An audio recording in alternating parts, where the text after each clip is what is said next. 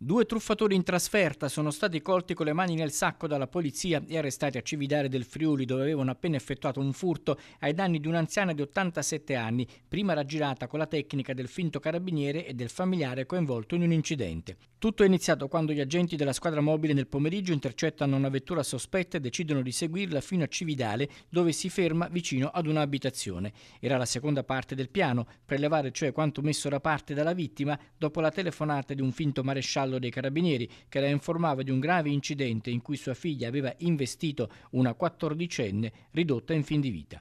Per evitare il carcere bisognava raccogliere i valori che aveva in casa e consegnarli a un delegato del tribunale che si sarebbe presentato di lì a poco. Questa volta però è andata male ai truffatori perché l'intervento rapido della polizia che li stava pedinando ha permesso di arrestarli.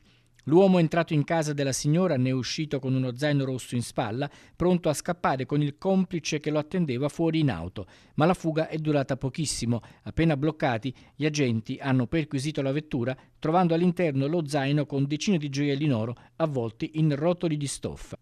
L'anziana cividalese aveva detto al malvivente che i gioielli erano custoditi in soffitta ed è stato lo stesso ladro a prendere una scala e rovistare nel sottotetto dove era nascosto lo zaino con i preziosi all'interno.